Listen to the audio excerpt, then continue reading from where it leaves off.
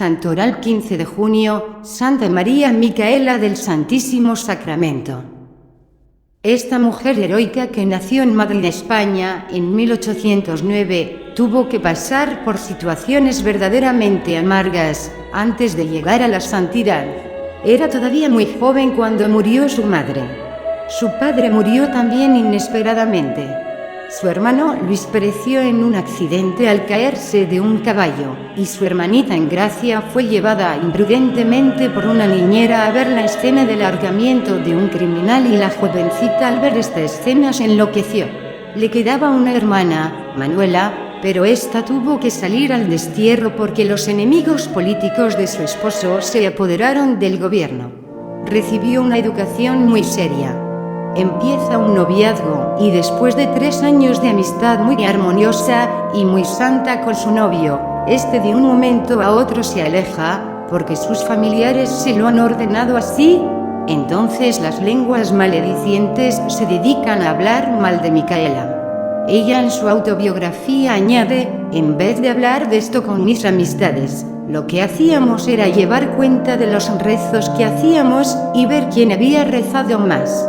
Su hermano fue nombrado embajador en París y después en Bruselas. Micaela era de familia de alta clase social española. Ella tuvo que acompañarlo y entonces empezó una vida muy especial: madrugar muchísimo para alcanzar a hacer sus prácticas de piedad, ir a la Santa Misa, comulgar y aprovechar la mañana para hacer sus obras de caridad. De mediodía en adelante asistir a banquetes diplomáticos, bailes, funciones de teatro, salir de paseo a caballo, rodeada de gente de la aristocracia y mostrarse siempre alegre y sonriente a pesar de los dolores continuos de estómago a causa de una especie de cáncer que parecía devorarle el vientre. Ante tantísimos peligros para su virtud, lo que conservaba en gracia de Dios a la joven y elegante Micaela era su comunión diaria, las mortificaciones que hacía y el haber encontrado un santo director espiritual, el padre Carasa. Una de sus mortificaciones consistía en que cuando iba a funciones de teatro, donde la gente se presenta muy deshonestamente vestida, ella se colocaba unos anteojos que por más que esforzara la vista no le dejaban ver lo que pasaba en el escenario. Mientras por las tardes y noches tenía que estar en las labores mundanas de la diplomacia, por las mañanas estaba visitando pobres, enfermos e iglesias muy necesitadas y dejando en todas partes copiosas limosnas. Su familia era muy adinerada. Nadie podía imaginar al verla tan elegante en las fiestas sociales que esa mañana la había pasado visitando casuchas y ayudando a gentes abandonadas. Al volver a España la invitaron en Burdeos a una reunión en la casa del cónsul. Allí la esperaba el señor arzobispo para pedirle que hiciera de mediadora frente a unas monjitas que, engañadas por un jansenista, los jansenistas son herejes que dicen que quien no es santo no puede recibir ningún sacramento, se habían rebelado contra el arzobispo.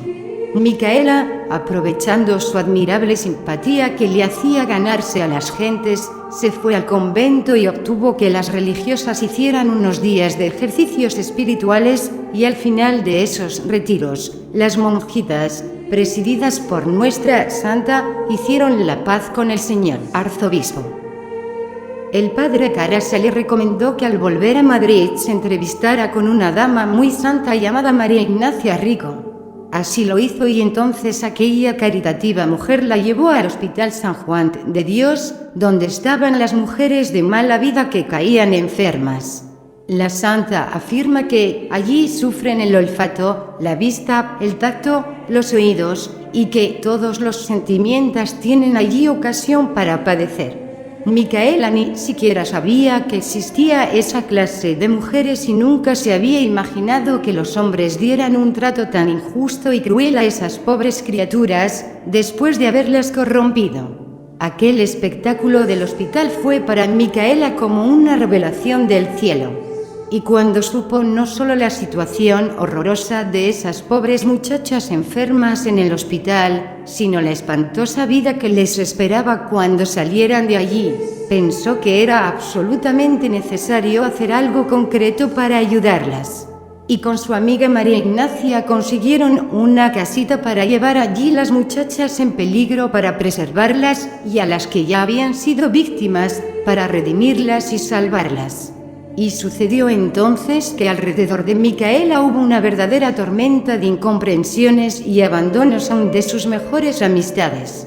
Ahora se cumplía la antigua frase de San Ignacio: el mundo no tiene oídos para poder escuchar tan grande estruendo.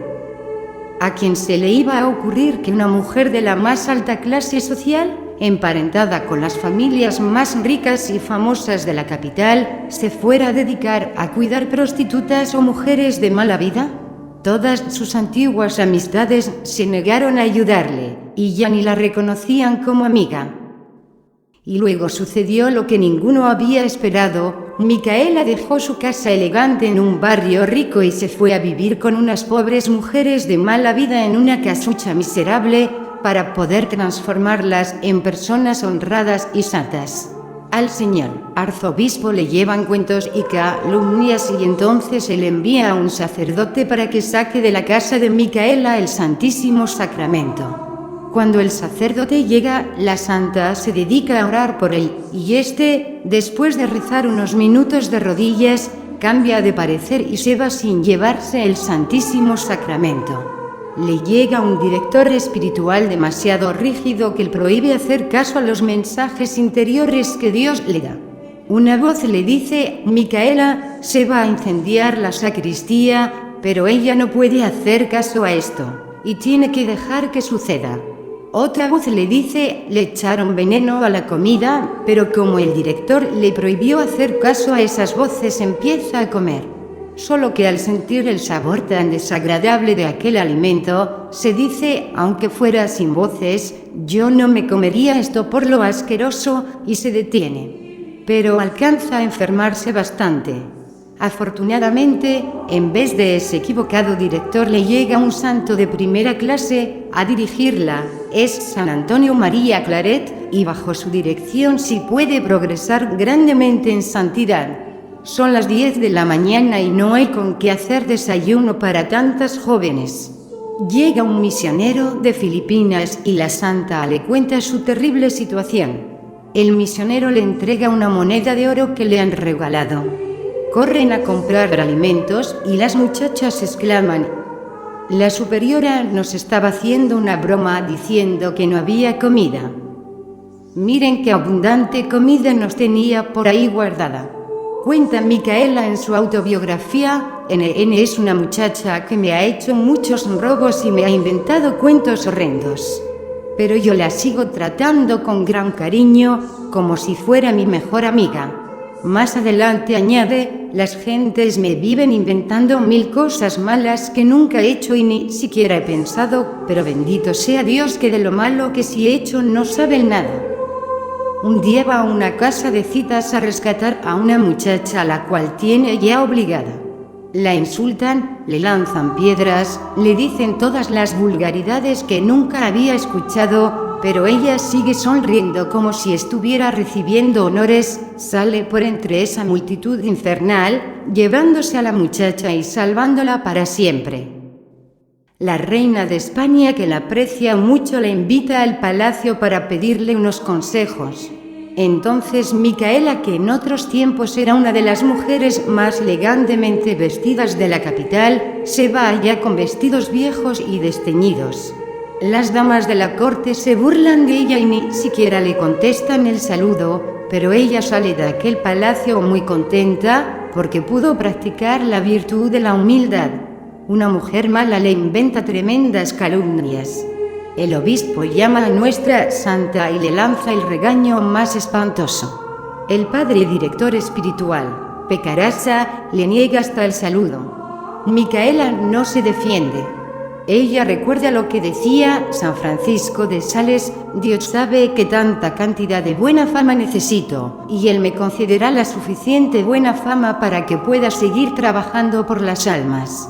Después saben que todo lo que habían dicho eran calumnias y le piden excusas. Ella, mientras tanto, no había perdido la alegría ni la paz. El 6 de enero de 1859, con 7 compañeras funda la comunidad de hermanas adoratrices del Santísimo Sacramento, dedicadas a adorar a Cristo Jesús en la Eucaristía y a trabajar por preservar a las muchachas en peligro, y a redimir a las pobres que ya cayeron en los vicios y en la impureza. Su comunidad se extendió por Barcelona, Valencia y Burgos y ahora tiene 1,750 religiosas en el mundo en 178 casas. Ella, escribiendo a sus religiosas, les decía: difícil encontrar otra fundadora de comunidad que haya sido más acusada, más calumniada y más regañada que yo. Mis acciones las juzgan de la peor manera posible. Pero también podía repetir las palabras de San Pablo: poco me interesa lo que las gentes están diciendo de mí. Mi juez es Dios. En sus casas mandaba colocar esta bella frase, un mensaje de Dios a sus religiosas para que no se desanimaran en la pobreza y en las dificultades: mi providencia y tu fe mantendrán la casa en pie. La madre Micaela había estado socorriendo a los enfermos en la peste de tifo negro en los años 1834, 1855 y 1856 y había logrado no contagiarse. Pero en el año 1856, al saber que en Valencia había estallado la terrible peste del tifo, se fue allí a socorrer a los apestados y se contagió de la mortal enfermedad. Al padre confesor le dijo: Padre, esta es mi última enfermedad. Y en verdad que fue la última y la más dolorosa. Calambres casi continuos, dolores agudísimos. El médico declaró: nunca había visto a una persona sufrir tanto y con tan grande paciencia y heroísmo. El 24 de agosto de 1856, a las 12, abrió los ojos, los elevó hacia el cielo y murió. La enterraron sin ninguna solemnidad en una fosa ordinaria en el cementerio. Pero Dios la glorificó haciendo milagros por su intercesión y hoy sus religiosas siguen salvando del pecado y de la perdición a miles de jóvenes en todo el mundo. Bienvenido a mi canal Palabra Tuve, un canal católico a tu alcance. Suscríbete y comparte la palabra.